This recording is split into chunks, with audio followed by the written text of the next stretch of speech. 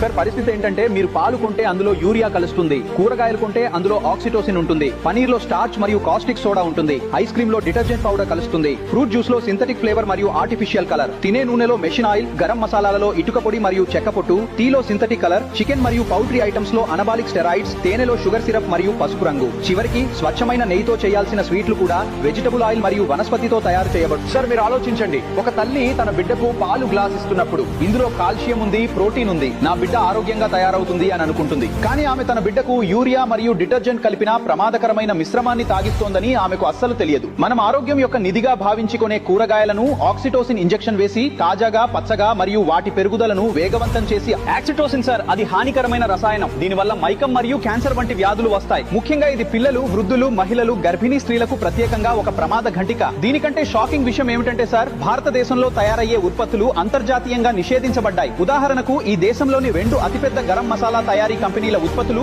Europe అంతటా నిషేధించబడ్డాయి. ఎందుకంటే వాటిలో క్యాన్సర్ కారక పురుగు మందులు ఆ మసాలాలు కూడా ఈ రోజు భారతదేశంలో అమ్ముడవుతున్నాయి. అయ్యా పరిస్థితి ఏంటంటే ఇతర దేశాలలో ఏ ఆహార పదార్థాలను పెంపుడు జంతువులకు కూడా తినిపించరో వాటిని మన దేశంలో ఈ కంపెనీలు విచ్చలవిడిగా అమ్ముతున్నాయి.